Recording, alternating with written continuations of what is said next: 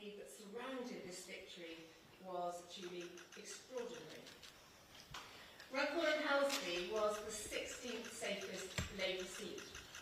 They had a majority of nearly 15,000. And yet, the days leading up to the polling day and the actual day itself were truly like a reform festival. The weather helped, of course. We were blessed for the whole campaign with good weather, but in the few days leading up to it, it was like a heat wave. So people were in their gardens, in the evenings going around canvassing. People wanted to come out and talk to us. They wanted correspondence. I've never experienced anything quite like it. The mood of the nation was reflected in the mood of the voters in Runcorn and Helsby. This was their chance to vote for change, and they did, in their droves. The eyes of the country and beyond were upon us that night in Runcorn and Helsby. Why? Because reform had something to prove. It had something to prove to the political establishment, to the pollsters, to you guys, the press, and most importantly, to the public. We had to prove that if you vote reform, you get reform. And they did vote reform, and they got reform. This was a powerful win and a powerful message. A vote for reform can no longer be ridiculed, brushed aside as a protest vote by other parties. A vote for reform means you get a reform politician in power. Whether that is a member of Parliament, a councillor, or a mayor. That night, we secured an MP, 677 councillors, and 2 regional mayors. We now control 10 councils with a combined budget of £10 billion. That is what a vote for reform does. And our 10 council leaders are high-quality individuals who, with their groups of reform councillors, are going to make some big changes in the way our local government is run. They're going to bring back common sense to local politics. They will scrap the woke DEI projects. They will cut waste, saving millions. Nationally, we might only have 5 MPs in Westminster, but we are the real opposition to Labour. We represent the mood of the country and the will of the British people. The Tories are finished, and we are coming for Labour, and they know it, and they are rattled. Keir Starmer is sounding more like a reform politician every day. He's U-turning on the policies that lost him the election in Runcorn and Helsby, like the winter fuel allowance, like his policies on the asylum hotels, like the disability benefit cuts. But whichever way he turns, he's making a hash of it, and the British public are not fooled. I'm in politics because I care, and I want you to indulge me for a moment by allowing me to share with you an email that came through during the campaign. Obviously, I can't give you the name of the author, but let me just read you an extract. Dear Sarah, I'm a young dad from Runcorn, 23 years of age, and currently studying at university. I won't say which one. I just wanted to reach out and say thank you for showing up, for listening, for representing people like me who often feel ignored. At university, I felt judged just for saying I believe British citizens should be prioritised for housing, or that we need a fairer system. It's isolating. That's why seeing you campaigning here, sitting in the shopping centre, talking to people, meant so much. It showed you're not just another politician, you're someone who actually cares. And just to finish, she said, please keep going. I want a better future for my little boy. And that starts with people like you holding the line for us. How powerful is that? A genuine email. And I do care about this country. And I am proud to be British. I grew up in a family that celebrated our culture and our values. My father was in the British Army. My mum ran a post office.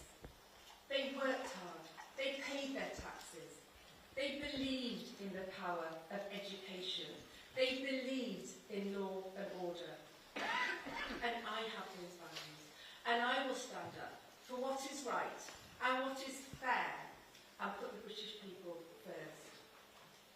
The proud, hard-working people of this country know that the only party which represents hope in getting our country back, the only party that is brave enough to stand up for British values, and the only party that will take back control of our borders is Reform. Thank you.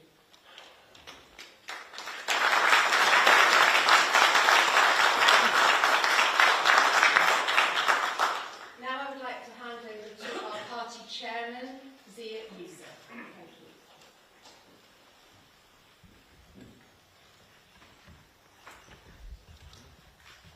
Good morning, everybody. Thank you so much.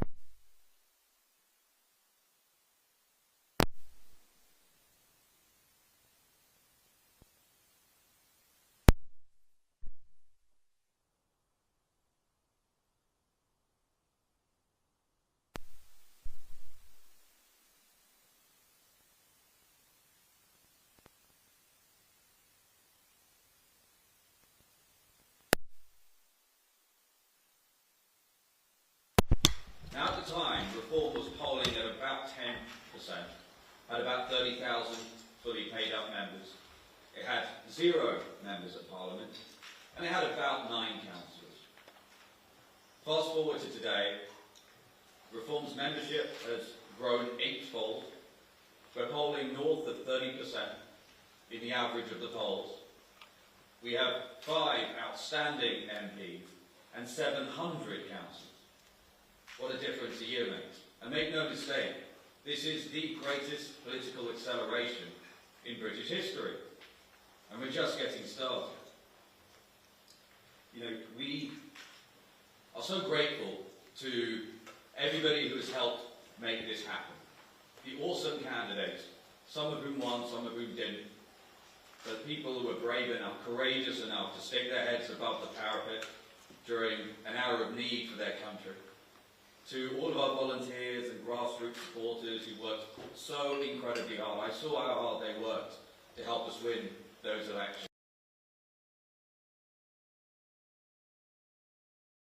To everybody who has helped make this happen. The awesome candidates, some of whom won, some of whom didn't, but people who were brave enough, courageous enough to stick their heads above the parapet during an hour of need for their country. To all of our volunteers and grassroots supporters who worked so incredibly hard. I saw how hard they worked to help us win those elections. And of course, our members and every single person who voted for Reform on May the 1st. And for those who are hoping, in some cases praying, that this is simply a flash in the pan, the bad news for them is it's built upon extremely solid foundations. We've been working really hard to build enduring infrastructure. The election machine that we promised to build starting last summer just defeated the heavy artillery of Labour in one of their safest seats, while simultaneously fighting 1,600 council seats and a multitude of mayoral races across the country. And that machine will be twice as strong next year.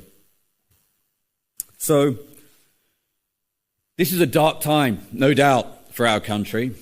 There are many people who, frankly, felt pretty hopeless, that no matter whom you voted for, the red team or the dark blue team, you basically got the same thing. What's clear now is that there is, really for the first time in about a century, a real viable alternative. The stranglehold the two old parties have had on British politics is decisively over. And now there is hope, therefore.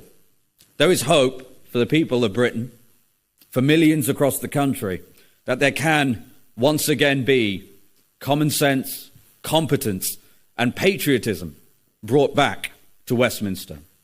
And the political class, who certainly for my lifetime have failed in their most basic fundamental duty, which is to put the interests of the citizens of the United Kingdom first, are facing a reckoning. Now, that hope is in no small part due to an extraordinary man, the most impressive, effective, and consequential British politician of our lifetime. I'm proud to introduce him. He is the Member of Parliament for Clacton-on-Sea. He is the leader of Reform UK. And he's the next Prime Minister of the United Kingdom. Ladies and gentlemen, Mr. Nigel Farage.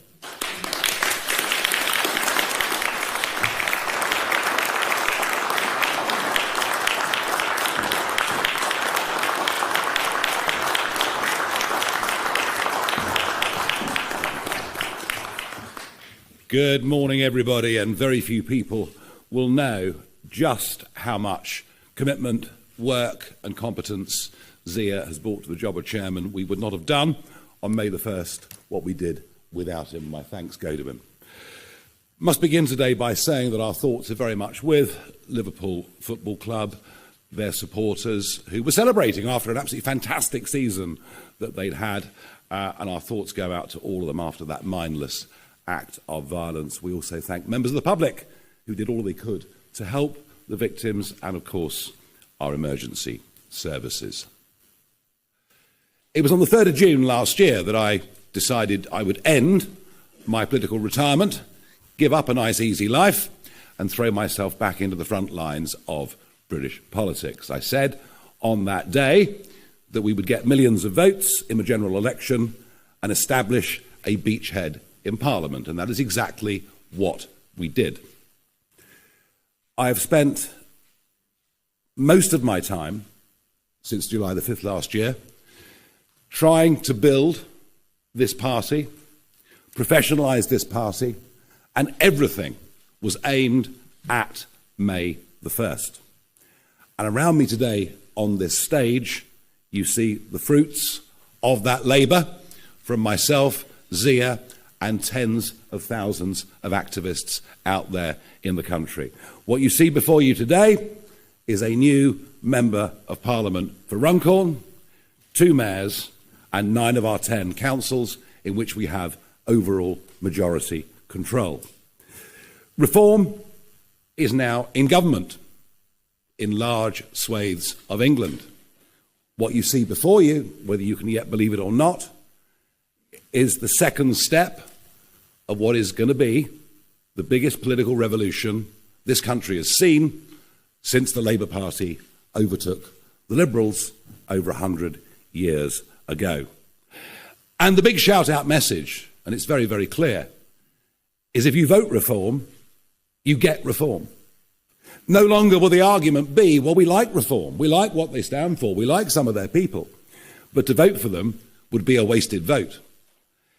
That is not the case anymore. In fact, in many ways, if you look at the map today, if you look at Scotland, you look at Wales, you look at the whole of the Red Wall, and many other parts of England, if you want a party to be the opposition party to this Labour government, then it's a Conservative vote that would be a wasted vote.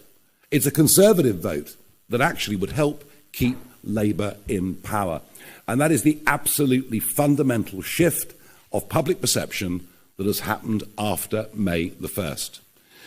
Over 40% of people who voted Conservative at the last election actually wanted to vote reform, but didn't do it because they thought it would be a wasted vote. And that has been completely and utterly destroyed as an argument. Now, of course, we have a lot to do now that we're in office, and there is a heavy burden of responsibility on the shoulders of many in this room. And our Doge unit has now been set up. You'll be hearing much more about that. We firmly established which flags we will and won't fly from council halls, something that is very popular with the public, and we are already beginning to discover excessive wastes of money in local government. But please don't judge us just yet. Some of these leaders were only sworn in as recently as last Friday. But we are on our way. Our membership from June the 3rd last year has gone from 28,000 to over 235,000. I have absolutely no idea how many members the Conservative Party has, or indeed how many members the Labour Party has.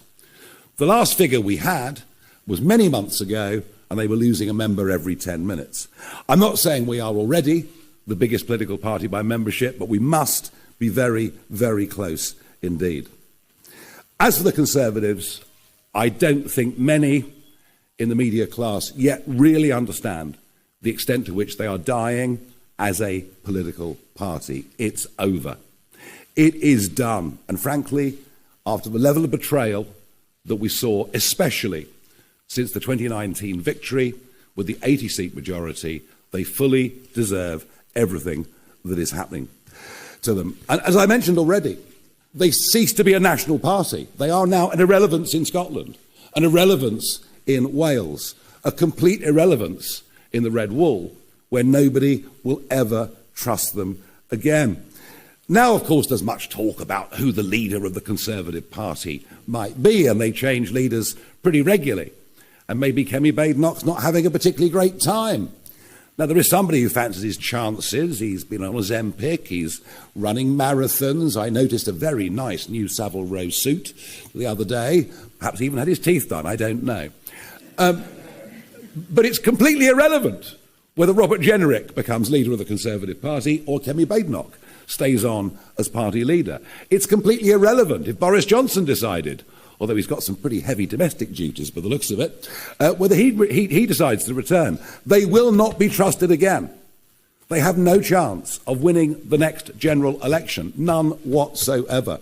And I don't really wish to spend much more time talking about them. They did sink to 4th in the opinion polls with YouGov last year.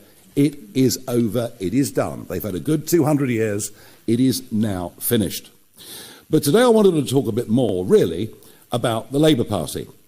Now, they, of course, right now are absolutely terrified of reform. And if you think the Conservatives had a bad day on May the 1st, arguably, Labour did even worse. We completely wiped them out in County Durham, in many other parts of the East Midlands and elsewhere. And now, I have to say, they've decided they'll turn their guns on me. And every PMQs now, we see an obscure backbench Labour MP get up and ask the Prime Minister a question. Is it true that the honourable member from Clacton is a complete rotter? To which the PM says, oh, well, of course he supports Putin and wants to abolish the NHS. And I have to sit there, and I've got no means of actually answering back or fighting back in any way at all. I think even without reform, this government is off to the worst start of any government since Eden and the Suez Crisis in 1956. They are collapsing in terms of support. Their response to us is just to turn on the Labour lie machine. And I think today, perhaps it's just a little opportunity for me perhaps to answer some of that. Reform really are now the party of working people. One of the arguments I made in the run-up to May the 1st was that many of our voters are people with alarms that go off at 5 o'clock in the morning. They go off to work. They work damned hard, whether they're working for companies, whether they're trade union members, whether they run their own businesses or act as sole traders. They're the people that are voting for us. And the great divide that is opening up in British society is between those that get up and go to work, pay an ever-increasing tax burden, feel ever more hampered by government at every level, and their next-door neighbours who choose to do nothing, but actually have a very similar standard of living. That is becoming increasingly a massive problem in this country. But I also think that Labour have a problem with their personalities. The Chancellor of the Exchequer, Rachel Reeves, I don't think I've ever seen anybody so hopelessly out of their depth at any point in my professional or political career. And the idea that we were going to get this 10-year Bank of England economist, and of course she was dubbed by my colleague Lee Anderson as Rachel from accounts, which actually wasn't accurate, because it's Rachel from complaints.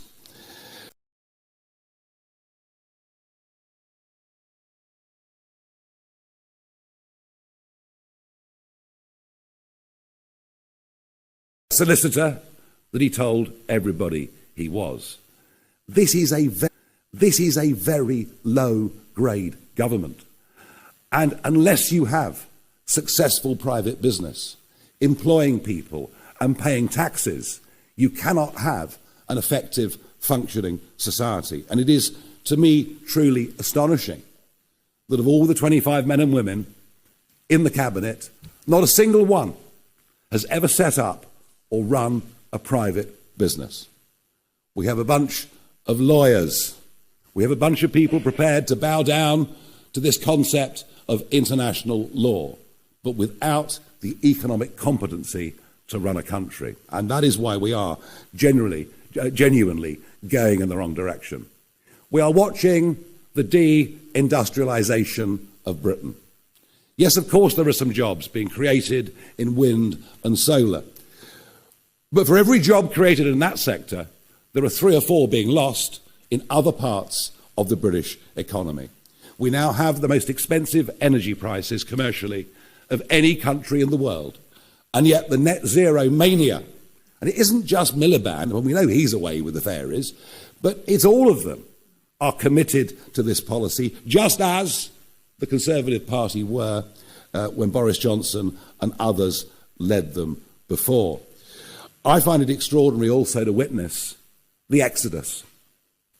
The exodus in London and in some other parts of the country is now in full flight.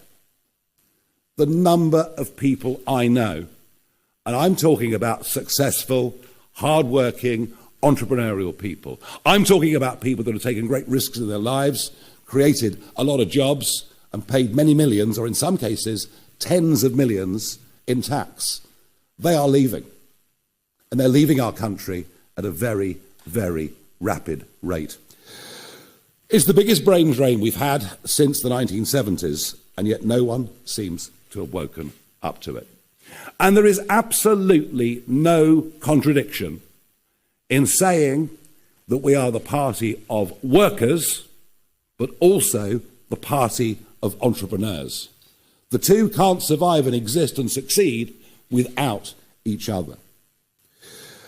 And then we come to the Prime Minister himself, and whilst I don't bear him any personal grudge, I don't think there's any malice in him at all, it's clear to me this man doesn't believe in anything. Now, it's quite extraordinary that for over a year it was obvious that Starmer would become our Prime Minister. You would have thought there was a plan. You would have thought there was a passion for what they would do in government, as opposed to achieving the position of being in government. And yet, as he stood outside 10 Downing Street, mid-morning on July the 5th, to give his acceptance and victory speech, in the 9 minutes for which he spoke, he referred to his notes 158 times. Once every 2 seconds, the new Prime Minister had to refer to his notes. Scripted to the nth degree, clearly without any great feeling, meaning or passion for the job that was ahead. And now we see that lack of any real political thought with the daily veering off left and right with speeches and statements that he makes. Terrified of what reform is doing to the Labour vote, he tries to ape us in policy. Of what reform is doing to the Labour vote, he tries to ape us in policy. The problem is, when he does, nobody actually believes him, given his own record. And of course, the more that he does that, the more that he opens up the splits on the left. where we see the Greens, who now would tax, I think, anybody in the country on a good income virtually out of existence, but their support, they are picking up much of that left-wing support, and their support at 10-11% in the national polls is rock solid. We then, of course, have the pro-Gaza vote, which, as a direct result of government policy from both parties, sees many of our inner cities now moving towards sectarian politics. He doesn't seem to see any of this. But if the Prime Minister believes in anything, then he believes in this concept of international law. He cares about how he's viewed on the world stage, and we've seen that in his actions over the course of the last couple of weeks. This Prime Minister has no connection with working people, no connection with what we used to call working class communities. He doesn't understand what it's like to get up at 5 o'clock in the morning and go out and work physically hard for the day. He doesn't seem to understand that the tax burden, the cost of living, energy bills have meant that people genuinely have had a lower standard of living quite consistently over the course of the last 10 years. He has absolutely no conception, as part of the North London set, of the genuine damage to community that has been done by mass immigration over the course of the last 25 years. And it was interesting that in his 5 key priorities for government, immigration, whether legal or illegal, wasn't even mentioned. And if he thinks that having a net migration figure of 431,000 in his first year in office is some kind of victory, well, I'd remind him that is a city the size of Bristol. And the fact that he's made one speech that someone wrote for him to try and counter this won't change a thing.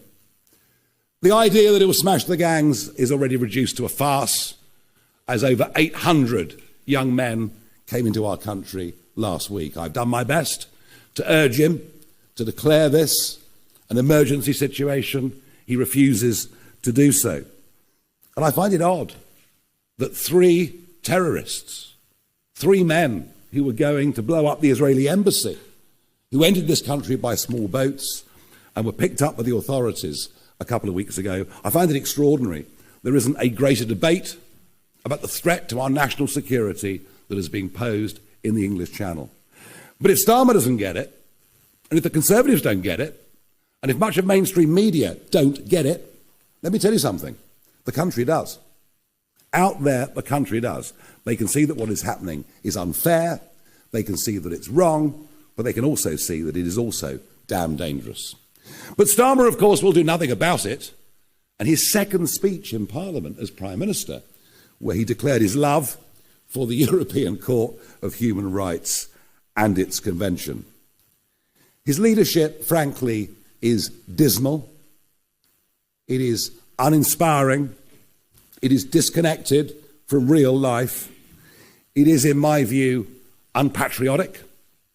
And now, even opinion polling today suggesting that over half the country thinks his leadership, frankly, is pointless. Now, he has challenged me to a head-to-head debate sometime between now and the next general election. The last time this happened to me, it was Nick Clegg, when he was Deputy Prime Minister. So, I'm very, very happy, Prime Minister, to accept this invitation, but I don't really want to wait for 4 more years. You and your deputy and others are saying, no.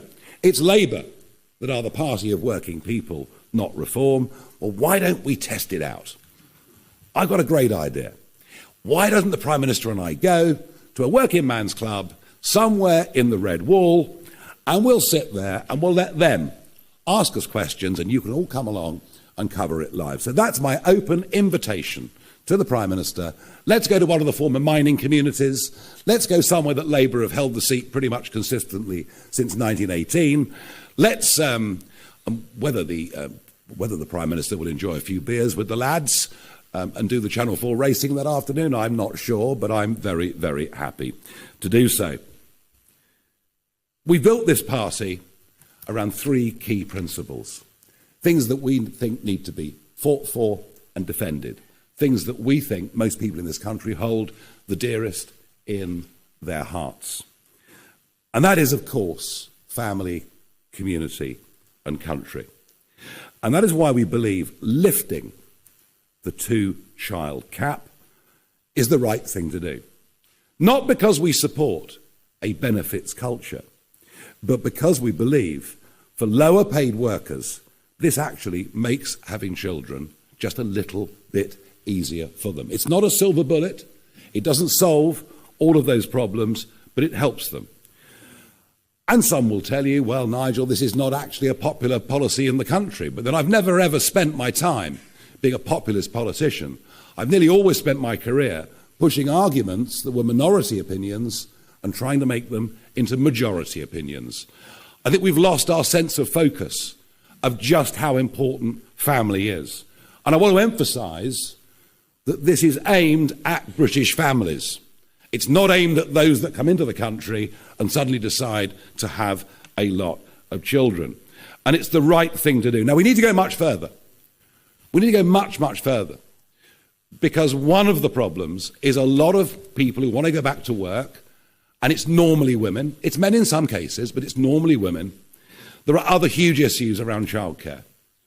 Big questions that have been raised with me. Why in our big workplaces are there not creches when there are in many other continental countries? So we want to go much, much further to encourage people to have children, to make it easier for them to have children. And that is why I also believe that having a transferable tax allowance between married people is the right thing to do. Now, I know many will say, look, marriage is outdated. Most people don't bother to get married anymore. And, you know, I'm hardly standing here in front of you as a religious priest and moralising. I'm not sure my own track record was ever so good on this. And we all lead imperfect lives. But what is true, what is absolutely true, and the evidence is there to prove it, is that where people who are married stay together for the longest period of time, the children that grow up in those environments have the best chance of success in life. Doesn't mean you can't survive outside of those circumstances. Of course you can. But I do think having this transferable tax allowance, perhaps making marriage something that is just a little bit more important in terms of the family, I do believe that it is the right thing to do. And of course our biggest aspiration is that working people should not start to pay tax until they earn £20,000 a year. It's a policy that is wildly popular. It is a policy that would encourage people to get off benefits and to go back to work. We also recognise those that have worked during their lives, saved for a private pension, are now penalised by the withdrawal of the winter fuel allowance. If you don't have any savings, you'll still get the winter fuel allowance. So we're punishing working people at all stages of their life, and we would reverse, absolutely reverse what has happened, and we're taking away of the winter fuel allowance. Now, of course, you will all be lined up in your droves to say to me, how on earth can you afford all of this? How on earth can you afford 5 billion here or 5 billion there? Almost forgetting that the national debt is now 2.8 trillion, and that not just the last government, but this one too, are hopelessly adrift when it comes to government borrowing. We are going to make big savings. We will stand here before you in 1 year's time and show you the excessive costs that we've taken out of local government. And at a national level, if we win the next election, we will scrap net zero, something that is costing the Exchequer an extraordinary £40 billion plus every year. There will be no more asylum hotels or houses of multiple occupancy. People who come here illegally across the channel or on the back of lorries will not be allowed to stay. We will scrap the DEI agenda, which is costing the taxpayer up to £7 billion a year throughout the public sector. And yes, we see considerable savings to be made amongst the quangos. So yes, I do accept that these proposals, especially the one of lifting to £20,000 the level at which people start paying tax, I accept that it's expensive, but I genuinely believe that we can pay for it because we're not ideologically tied to the same ideas upon which we believe the Conservative and Labour governments have gone so wrong over the course of the last few years. As for community, we are totally appalled as a party at the growth of two-tier Britain under two-tier Keir. I want to make it absolutely clear. Lucy Connolly should not be in prison. The sentence that was given to her was absolutely excessive, and while she should not have said what she said, understand there were millions of mothers at that moment in time after Southport feeling exactly the same way. We also find it appalling that there is now open discrimination in employment advertising against white British people. DEI must go. We are a party that believes in meritocracy.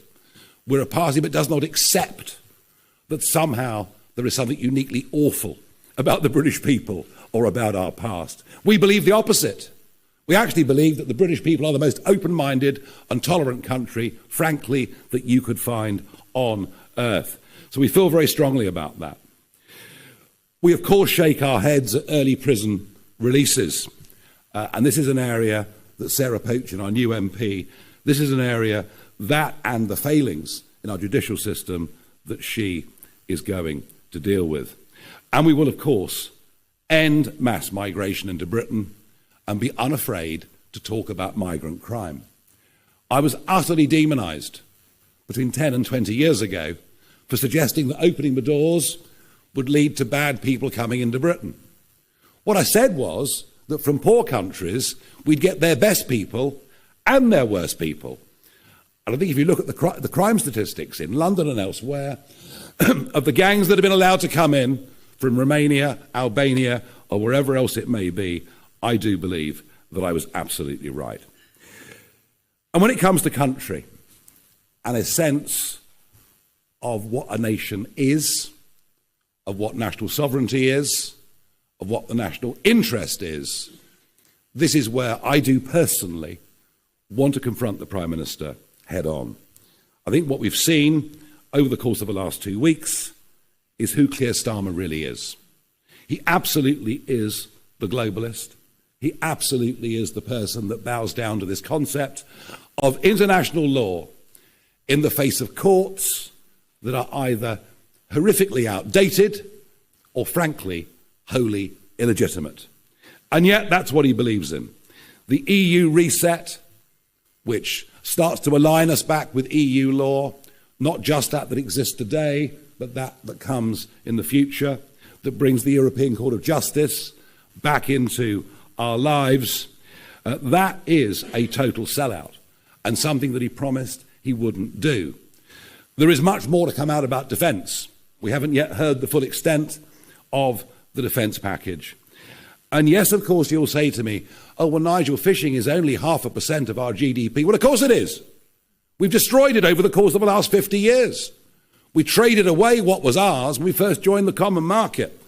And as I think the only MP with a vested commercial interest in fisheries, which I do, I can't even tell you what this surrender means. The leaders of the French fishing industry associations have said they can't believe their luck. They're being allowed to fish up to our 6-mile line for a further 12 years. It means the death of nearly all of our inshore fishing industry. Because the old people retire, the young people won't come in. It is an absolutely horrific betrayal, and yet they seem to have no guilt about it, let alone the environmental damage that has happened since Brexit, where the French, Dutch and Danes have fished between the 6 and 12 in a way that is wholly unsustainable, and yet we've done absolutely nothing. When it comes to Chagos, I think this is the worst deal I've ever seen in my life. There was absolutely zero legal necessity to give away the sovereignty of the Chagos Islands. None whatsoever. An advisory judgment from a court that is not legitimate and that has too much Chinese influence in it. And we're paying to do it. And if inflation runs at an average of 3% for the next 99 years, it's £52 billion. It's almost unbelievable that he could have done it, and not to have even referred to the Chagosian people who've suffered terrible racism in Mauritius, terrible racism. And now that this deal is done, they're now fleeing Mauritius and coming to our country, which they can do, of course, because they are British subjects. But I suppose, to Keir Starmer, racism only comes from people without university degrees. He probably doesn't think it happens between other races. The World Health Organization, of course, he signed us up to the pandemic treaty. Everything he's done in the last 2 weeks has been against our national interest.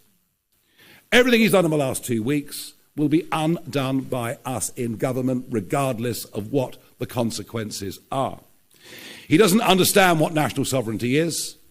He's never, ever, ever got over the Brexit result, and he's frankly doing his bit incrementally to reverse it. Now, I came back into politics on June the 3rd last year because I believe that our country has to be turned around. I came back into politics on the 3rd of June last year because I believed I had the ability to really give momentum to this political movement. And I've lived a bit. I've had some great successes in life. I've had plenty of failures in life as well. But what I bring to this now is experience. What I bring to this now is passion. What I bring to this now is a kind of courage or madness, you can take your own pick, which perhaps you only have when you've survived a few close brushes with death and even managed to go through the snake pit on I'm a Celebrity, Get Me Out of Here. But the qualities that I offer are hard work, passion, and yes, I'm not afraid of anything. I'm not afraid of the mob. I'm not afraid of criticism. I'm not afraid of protest. I believe that reform represents a silent majority in Britain. I believe what you're witnessing is the beginning of a genuine political revolution, something quite remarkable that is happening and will continue to happen in British politics. And if that means I'm pitted against the Prime Minister and whoever the leader of the Conservative Party may be, well, so be it. I think I'm ready for that right now. Thank you very much indeed. Right. Okay, we have a list of 18 people who wish to ask questions, so we'll try to rattle through as best we possibly can, beginning with Natasha Clark from LBC. Hi, Natasha Clark from LBC. Mr Farage, you say you're the party of the workers now. Why did your party vote down Labour's workers' rights package, which would have given them far more rights? And last week, Reform was accused of what critics say is a race-baiting advert for a Scottish MSP by-election by wrongly claiming that Anas Sarwar would put the Pakistani community first. What's your response to that? Thank you. For workers to have rights, they need to have jobs. And if you bring in legislation that means fewer people will be in work, what have you done for workers' rights? And I think it's all well and good making law. I saw this in the EU as well. It's all well and good making law for companies with 5,000 employees, 25,000 employees. What about companies with 3 employees? And this is the problem. The legislation never thinks about those, despite the fact in the British economy, it's the small private businesses that employ more people than the big CBI firms or whoever else it may be.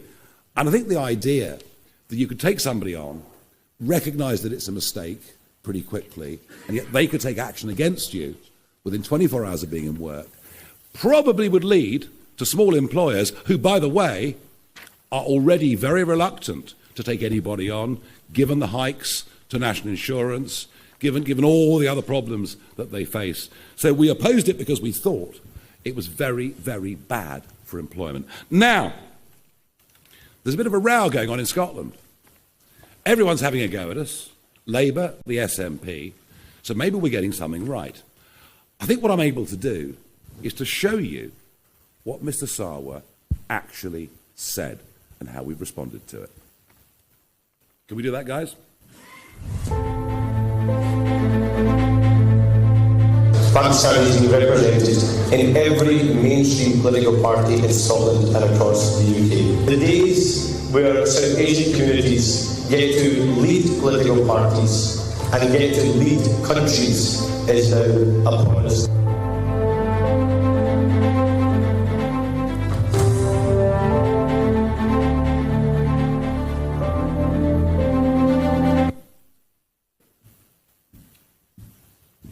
So it was Anas Sarwar that introduced sectarianism into Scottish politics, making it perfectly clear his priority was to a certain section of the community. All we've done is to put out the exact words spoken by him without any comment. We've said nothing, just that we will represent the people of that constituency. And the fact that they, having chosen to go down the sectarian route, choose to throw accusations back at us, says to me, Natasha, that we are winning. Thank you very much indeed. David Churchill, Daily Mail. Thank you. Mr Farage, regardless of whether you can afford to lift the two-child benefit cap, Kemi Badenoch was on the airwaves at the weekend saying that just as a matter of principle, if people can't afford to have lots of children, then they just shouldn't have them, and it's unfair to expect taxpayers to subsidise other people having large families they can't afford. Why do you think she's wrong about that? You obviously clearly do think she's wrong about that. We subsidise low earners in lots and lots of different ways already, all right? I understand the big point she's trying to make, but the point I'm trying to make is there are lots and lots of people, British people out there, who would like to have children but are terrified of what the cost of childcare are, terrified about how difficult this is going to be, terrified there are no workplace creches, all the things I mentioned earlier. We are trying to help young, working British people who are not on particularly big incomes to have more children. And, you know, Kemi Badenoch's view might right now be the majority instinctive view, but this is part of a bigger package and policy that we are putting together to try and make the family a more important element in British life. Thank you. Lucy White from Bloomberg. No? Donna Runner? Yep. Yes, oh, sorry. Hi, Lucy White from Bloomberg. On that same subject, actually, you've talked about the importance of family, but one of the main reasons that people are choosing to have smaller families or no children at all these days is because housing costs are so high. And tinkering around the edges of tax policy is probably not going to do very much to that.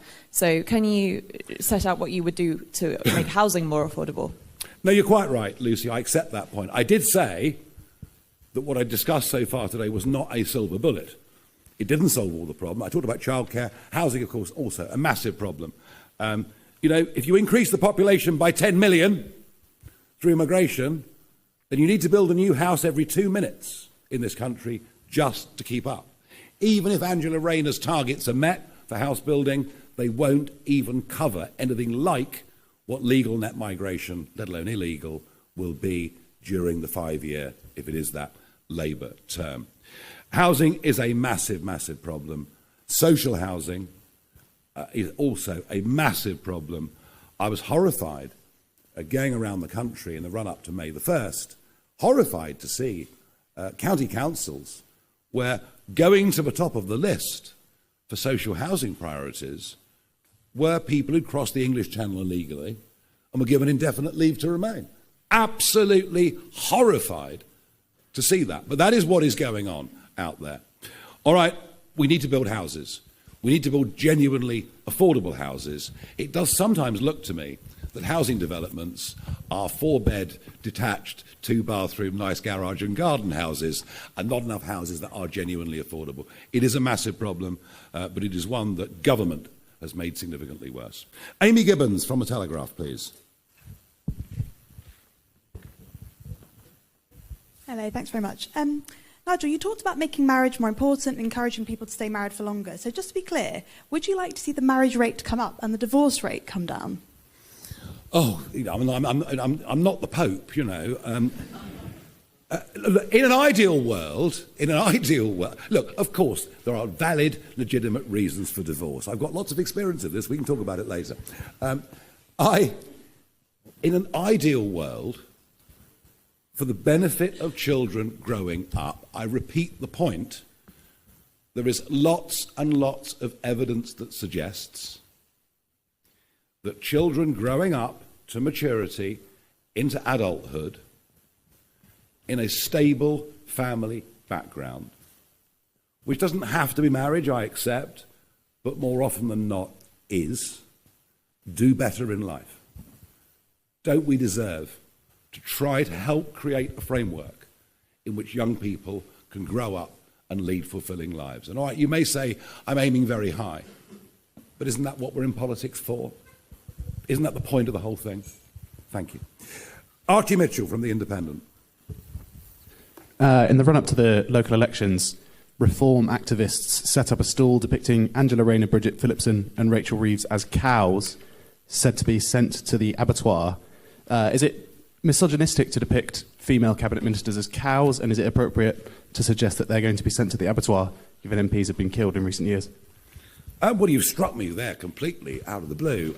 All sorts of appalling things get said and done by people fighting in elections at local and national election, and we get it done to us, and if one or two of our people do it to them, maybe they think it's funny. It probably isn't very funny.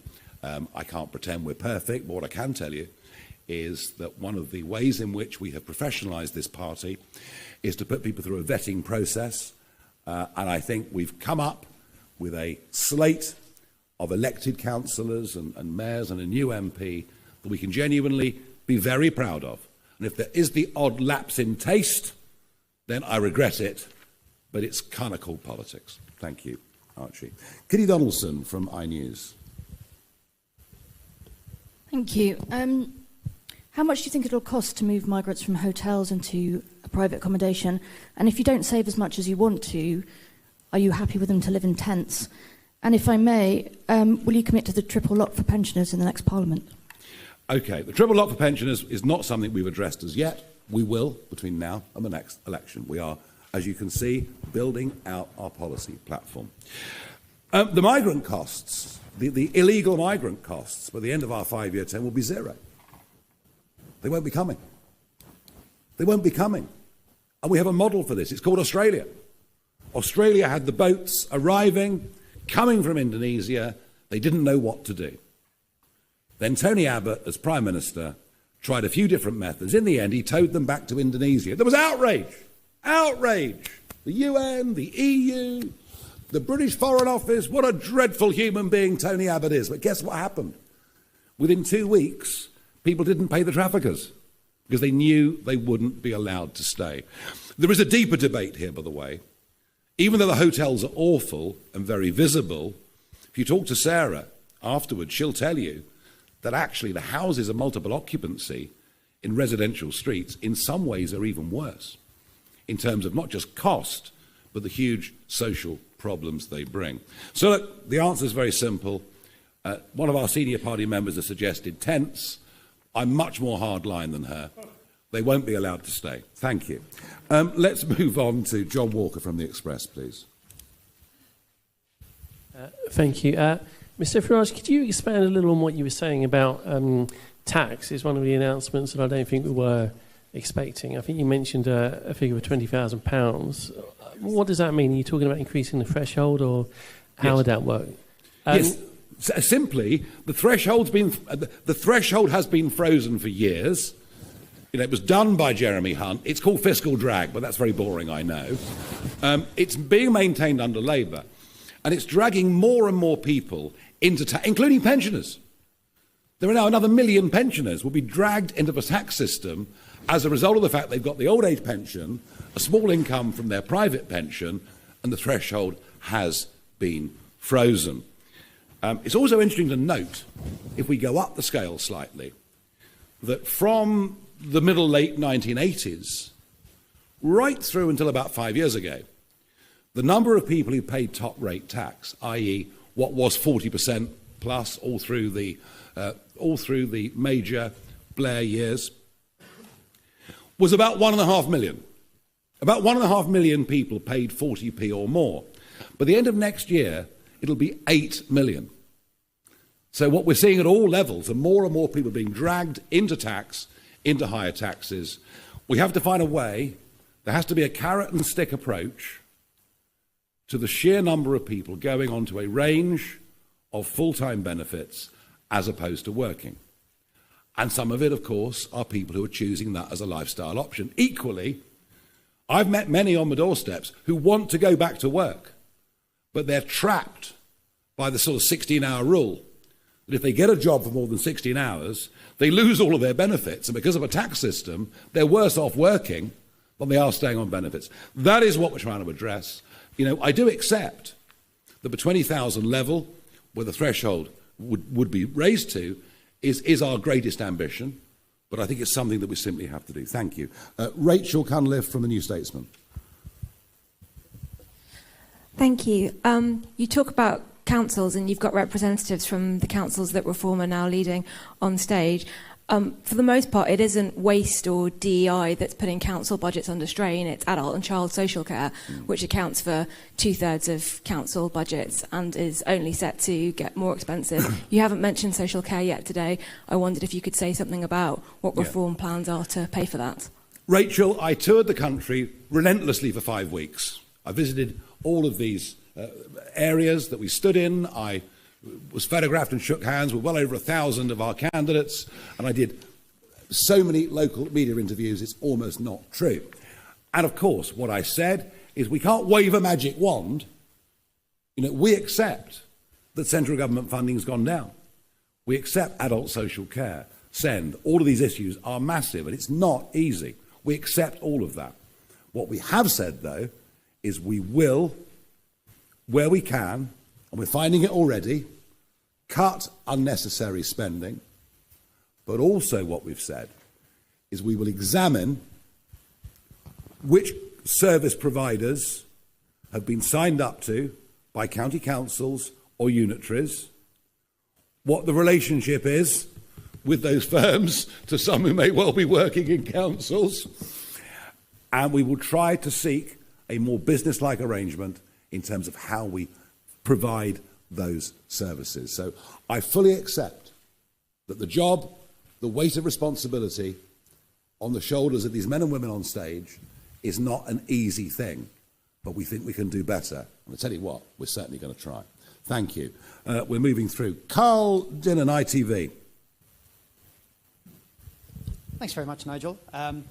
You were certainly right about one thing in your speech. We do want to know how you're going to pay for the policies that you've announced today. You've mentioned a couple of pretty big measures that will bring in savings, but even those won't quite cover the cost of your already announced tax plans, like the 20,000 threshold. So what I'm wondering is, are you going to tell us today how you're going to pay for winter fuel allowance, for scrapping the two-child benefit cap, and for the new married couples allowance? Are you going to tell us how you paid for these measures that you've announced today, or have you got a magic money tree growing in your back garden?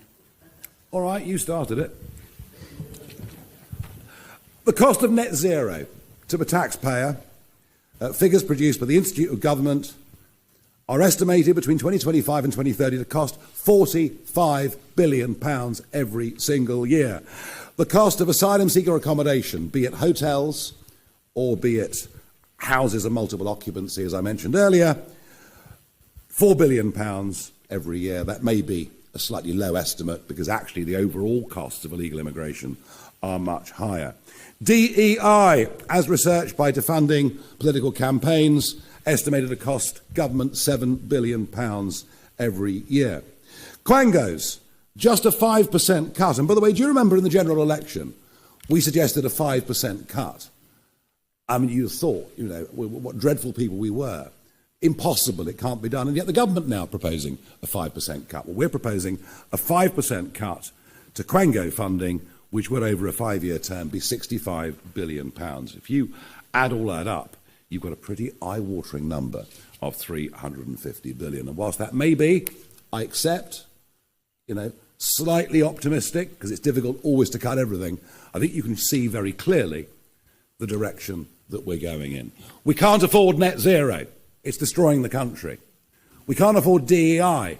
It's actually preventing many talented people from succeeding. And we certainly can't afford young, undocumented males crossing the English Channel and living in five-star hotels with 3 square meals a day and free dental and healthcare. I think that gives you a pretty good indication of where savings are going to come from. Plus whatever else we can find. And if we find it at local government level, we'll find it at national government level too.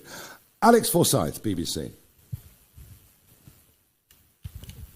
Mr. Farage, thank you. It might not surprise you. I just want to dig into those numbers a little bit more, because some of the things you've mentioned there, like wasteful spending and net zero, you talked about at the general election. I know. At that point, the Institute for Fiscal Studies said your sums don't add up. This morning, one of your own activists, Tim Montgomery, has said your sums don't add up. Isn't the reality that at this point your numbers don't add up and you are saying what you think people want to hear? And on a separate issue, in the wake of the Southport attacks, you were criticised for comments you made about the information the police had released. Given what happened in Liverpool yesterday, the police did release information about the arrested man. Was that the right approach? Well, that was the same police force. That was the same police force who were negligent at the time of the Southport attacks, utterly negligent. And what I called for was, let's know the truth. Because the vacuum that was out there on social media was being filled with all sorts of, in some cases, what turned out to be crazy conspiracy theories. No wonder there were riots. Had the truth been known, we would not have had that situation. And I was condemned by all and sundry for it, apart from by Jonathan Hall, KC, the terrorism czar, who basically said, look, Nigel's right. The truth should have been told at the time of Southport. I think what we got yesterday was that Merseyside police have begun to learn some of the lessons from that, and that is a very good thing and not a bad thing. Oh, you can argue about numbers adding up. You could probably argue that at no point in the history of any form of government has anybody ever thought their numbers added up. I would point you to one thing. When Richard Tice and I launched the contract with the people in South Wales last year, we pointed out the cost of quantitative easing and the way the Bank of England was dealing with it, and we were laughed at by everybody. We said it was costing 25 to 30 billion pounds a year. We actually got the figures a few months ago for the cost of QE last year from the Bank of England. It was 36 billion. So what we're very good at, we're good at actually putting our finger on things and pointing out problems that nobody else has even thought of. And that's because we're not from the political mainstream. We're not part of that institutionalized set of thinking. We take a fresh approach to everything. I think what I've done today, what I've tried to do today, is to give you an idea of direction of policy, of priorities, of what we think is important, of what we think it's going to cost, and how we think we're going to pay for it. And I don't think anybody at this stage, with a general election some years away, could frankly do more than that. And I believe what I presented today is credible. Thank you. We've now got Caroline Hugg from Politico. I just wanted to ask, what would Reform have done at the Brexit summit if they were in charge? And like Badenoch, are you going to commit to undoing any progress in talks? Well, I accept we start in a bad place. And I also accept that Boris Johnson and David Frost did inherit a very bad hand of cards from Theresa May. I accept all of those things. But the argument, it'll make trade easier, well, that was the argument for staying in. What the Prime Minister is doing effectively, he's rerunning the arguments that were used in the Brexit referendum. It will, for example, what he's done will make trade in agricultural produce with South Africa and the rest of the world much more difficult. What I would not have done is to have gone back to the ECJ and allowed them any jurisdiction. And what I would have done is to say, look, what you got from Frost and Johnson was you were given 4 years. 4 years for your fleets to continue to fish in British waters. That was your transition period. You're out now. And the minimum we're going to do is take back the 12-mile line. with further thought about how we take back for Scotland and elsewhere the 200-mile European Economic Zone. There are a couple of things that I would have done. Fraser Nelson from The Times, but also I think is doing a documentary on reform. Is that right, Fraser? It is, yeah. You were introduced to us today as the next Prime Minister. Do you think it's true? Could you really go from having a handful of MPs and no shadow cabinet to number 10 at the next election? History would suggest the answer to your question is no. Circumstances would suggest the answer is yes. Something extraordinary is happening. The collapse of confidence in two political parties that have pretty much merged. You know, both wanting to go down the net zero route regardless of consequences and costs. Both running effectively open border policies. Both incapable of dealing with illegal immigration. Both who have no comprehension of the 5.5 million men and women out there running their own businesses or acting as sole traders. Both, despite what they say, overseeing an ever-rising tax burden. Both, started by Jeremy Hunt, remember, both contributing to an exodus, not just of non-doms and the super rich, but of the 30-something entrepreneurs who are now being tempted away by Lisbon, by Athens, by Milano, by Dubai. And yeah, I think the public have frankly had enough of both of them. I think the Westminster priorities have been hopelessly out of kilter with where most of the country really is. And I think, you know, what I've said today is that actually this Prime Minister is maybe even more out of touch than some of the previous Conservative Prime Ministers. They want something different. They want a politics that is unafraid to stand up and say what it is. They want a kind of leadership that is based not on following short-term trends, not on being afraid of being criticised, but has actually got some sort of conviction and I hope some sort of courage. And I think I'm surrounded by people who've got courage. I'm surrounded by people who put their heads up over the parapet and decided something needs to change. But also, there is an optimism about what we do. Our voters aren't just sticking two fingers up to the establishment. They've got good reason to. They're not. Our voters, when you meet them, are wildly enthusiastic. They think we are going to turn this country around. Thank you. Right, I've got a couple more to go through. Chris Smith from The Times. Thank you. Just back on spending, your argument seems to be that you've got some areas you want to look at. You don't have the details yet, but you'll get to that by the next election and basically asking voters to trust you on that. But as you say, you're a party of government now.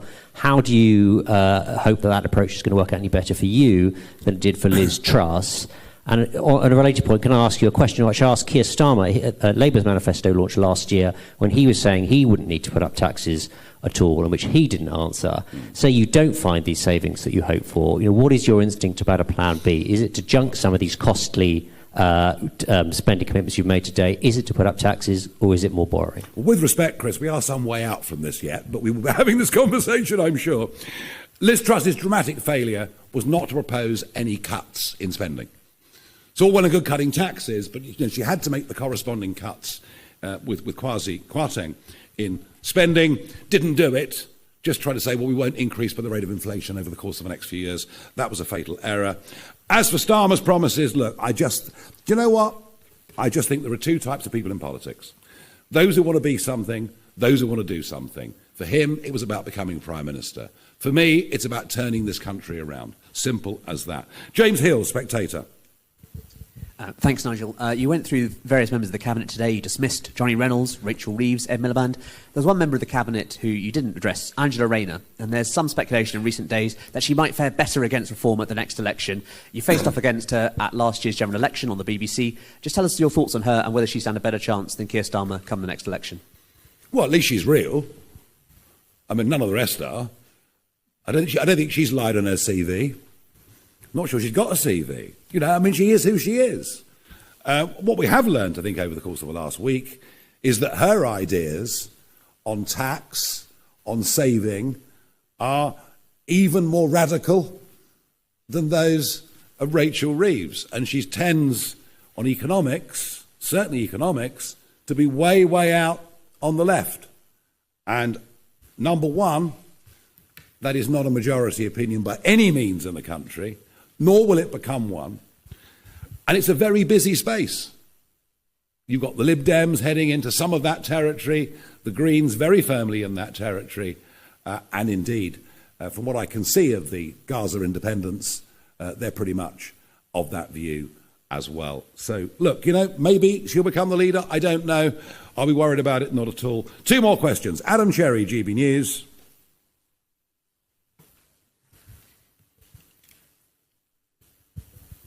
Just on the detail of what you're announcing today, are you scrapping the benefit cap entirely, or are you introducing a new cap of 3 or 4 children?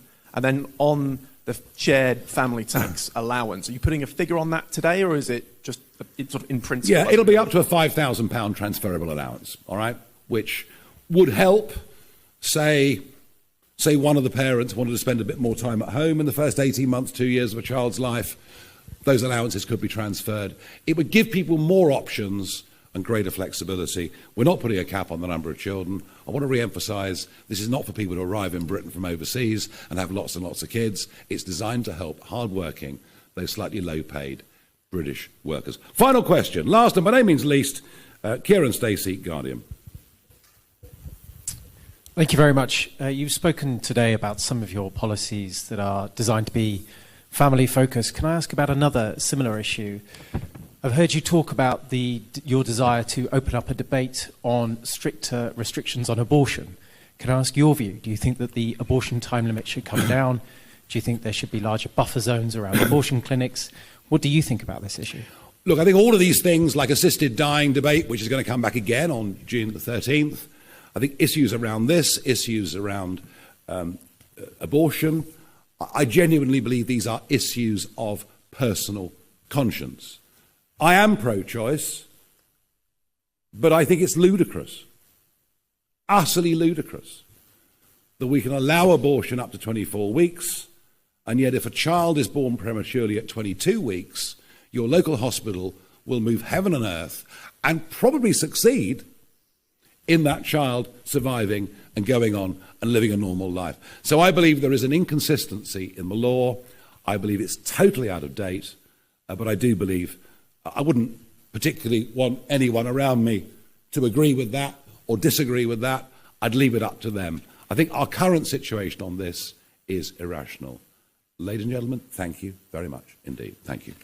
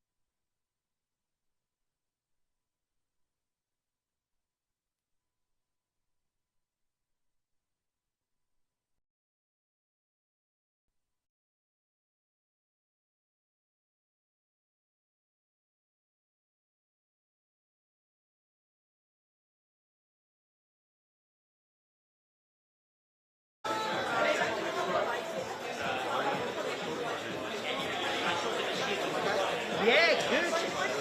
Great. I'm George, by the way. Sorry, I didn't remember. I started working in the press office like 3-4 months ago. What's your surname? Michael. I got your number. Send me a text.